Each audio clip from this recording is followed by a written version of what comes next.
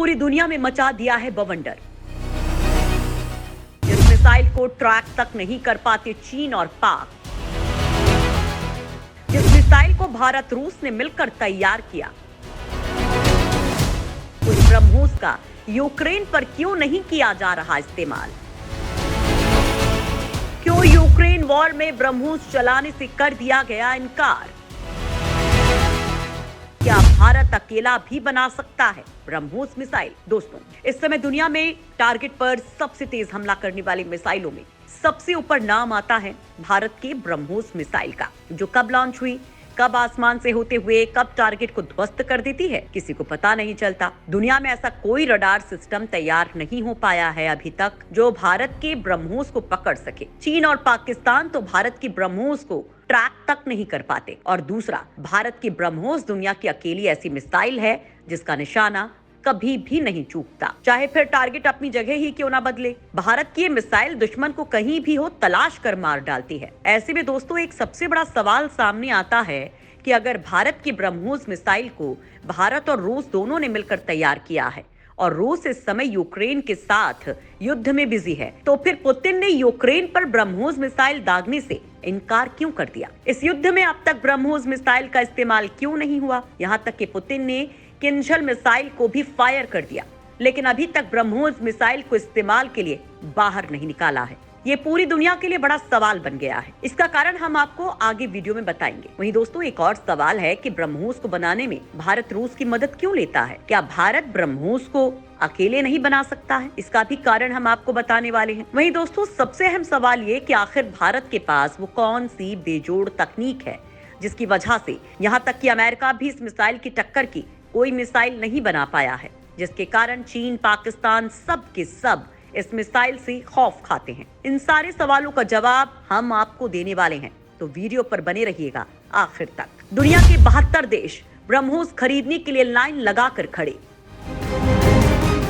आखिर ब्रह्मोस की टक्कर की मिसाइल क्यों नहीं बन पाई? दोस्तों, चीन और पाकिस्तान जितना भारत की अग्नि और के सीरीज की मिसाइलों से नहीं डरते, उतना ब्रह्मोस मिसाइल से डरते हैं। और अब तो भारत इसका एक और खतरनाक वर्जन ब्रह्मोस 2 हाइपरसोनिक मिसाइल तैयार कर रहा है, जो विश्व की सबसे घातक मिसाइल बनने वाली है। दोस्तों, सारे सवालों के जवाब देने से पहले हम आपको ब्रह्मोस की ताकत बताते हैं। दरअसल दोस्तों, ब्रह्मोस मिसाइल दुश्मनों के हथियारों को पलक झपकते ही निस्तेनाबूद कर देती है। इस मिसाइल का पहला टेस्ट चांदीपुर में जमीन आधारित लॉन्चर से 12 जून 2001 को किया गया था। तब से लेकर इसको कई बार अपग्रेड भी किया जा चुका है। इस मिसाइल को पहले सिर्फ जमीन से ही लॉन्च कर सकते थे। दरअसल दोस्तों, भारत को ब्रह्मोस मिसाइल तैयार करने की जरूरत ही क्यों पड़ी? इसकी शुरुआत 1990 में शुरू हुई खाड़ी युद्ध से। अमेरिका ने इसमें टॉम हॉक क्रूज मिसाइलों का जमकर इस्तेमाल किया था। ये मिसाइलें कम ऊंचाई पर उठती हैं और सीधे अपने निशाने पर जाकर उसे तबाह कर देती हैं। इन मिसाइलों की सफलता को देखकर ही क्रूज मिसाइलों की जरूरत महसूस की जाने लगी। भारत में उस वक्त तक मिसाइल तकनीक पर काफी काम हो चुका था। 1980 के दशक के शुरू में इंटीग्रेटेड मिसाइल डेवलपमेंट प्रोग्राम शुरू हुआ था। तब डॉक्टर एपीजे अब्दुल कलाम की लीडरशिप में पृथ्वी, अग्नि, त्रिशूल, आकाश और नाग मिसाइलें विकसित की जा रही थी। लेकिन साथ ही वक्त की मांग थी क्रूज मिसाइल, और इसके साथ ही ब्रह्मोस क्रूज मिसाइल सामने आई। क्रूज मिसाइलें सटीक होने के कारण काफी खतरनाक होती हैं। भारत ने इसके लिए रूस से संपर्क किया, जिसके साथ भारत की दोस्ती काफी ज्यादा थी, और इसी क्रम में 1998 में मॉस्को में दोनों के बीच समझौता हुआ। इसके बाद ब्रह्मोस एरोस्पेस का गठन किया गया। ब्रह्मोस मिसाइल में भारतीय सेना की 50.5% और रूसी हिस्सेदारी 49.5% है।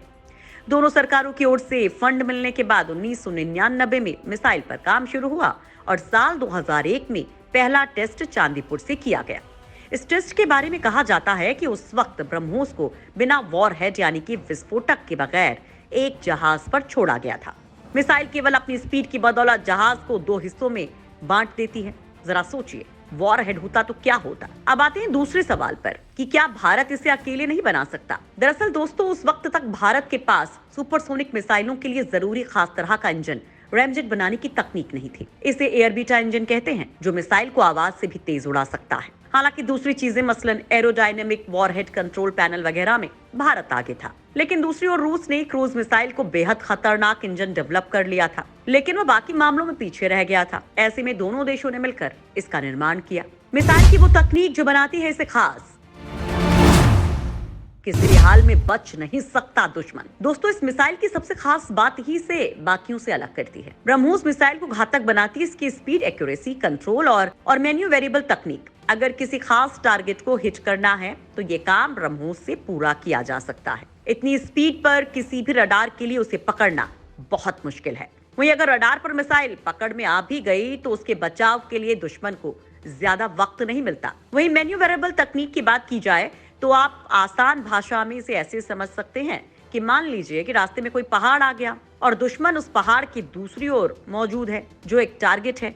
ऐसे में जिस तरह एक विमान रास्ता बदलता है उसी तरह से ये मिसाइल भी घूमकर दूसरी ओर पहुंच जाएगी, यानी किसी भी हाल में ये उसे छोड़ेगी नहीं। यानी अगर ब्रह्मोस मिसाइल पीछे पड़ी तो मौत तो निश्चित है। जमीन से जमीन पर मार करने वाली मिसाइलें भारतीय सीमा पर तैनात हैं, जबकि सुखोई विमानों में भी ब्रह्मोस लगी हुई है। नवंबर 2017 में पहली बार सुखोई 30 MKI से ब्रह्मोस का परीक्षण किया गया, जो पूरी तरह से सफल था।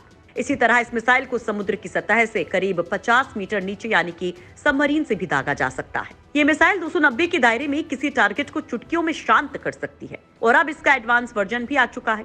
भारत जल्द ही ब्रह्मोस मिसाइल को हाइपरसोनिक मिसाइल में बदलने की तैयारी कर रहा है। वैसे तो भारत ने इस बात का खुलासा नहीं किया, लेकिन जब चीन ने हाल ही में हाइपरसोनिक मिसाइल की टेस्टिंग की थी तब अमेरिका ने खुलासा किया था कि चीन की मिसाइल से कई गुना खतरनाक मिसाइल भारत बना चुका है और आने वाले कुछ ही सालों में ये सबके सामने आ जाएगी। अगर इसकी तुलना अमेरिकी टॉम हॉक मिसाइल से करें तो ब्रह्मोस मिसाइल अमेरिकी क्रूज मिसाइल से 4 गुनी और चीन की सबसे तेज मिसाइल से 5 गुनी तेज है। वहीं इसकी प्रहार क्षमता भी टॉम हॉक से ज्यादा है। आसान शब्दों में कहें तो ब्रह्मोस 1 सेकंड में 1 किलोमीटर जाती है, जबकि चीन की मिसाइल 1 सेकंड में केवल 200 मीटर ही जा पाती है। ये 10 मीटर की ऊंचाई पर उड़ान भर सकती है और रडार की पकड़ में भी नहीं आती। लेकिन इतनी खासियत के बाद भी रूस इसका इस्तेमाल नहीं करता है, वो भी तब जबकि उसके पास इतनी घातक कोई मिसाइल है ही नहीं। सवाल उठने लगे कि जिसे चीन, पाकिस्तान, अमेरिका जैसे देश अपनी मौत समझते हैं, उसे रूस क्यों इस युद्ध में काम में नहीं ले रहा। तो दोस्तों, फिलहाल रूस की ओनिक्स मिसाइल उसकी जरूरतों को पूरा कर रही है। दूसरा कारण है कि रूस के जितने भी फाइटर जेट हैं और सबमरीन हैं, वो सभी इस मिसाइल के डिजाइन पर आधारित हैं और यही कारण है कि क्रूज ब्रह्मोस मिसाइल को उपयोग में नहीं लाता है। रूस को अगर ब्रह्मोस मिसाइल को काम में लेना होगा तो उसे अपने जंगी बेड़े में परिवर्तन करना होगा। इसमें बहुत ज्यादा पैसा और टाइम लगता है। खैर दोस्तों, आपको इस पूरे मामले में क्या कहना है, कमेंट बॉक्स में जरूर बताएं।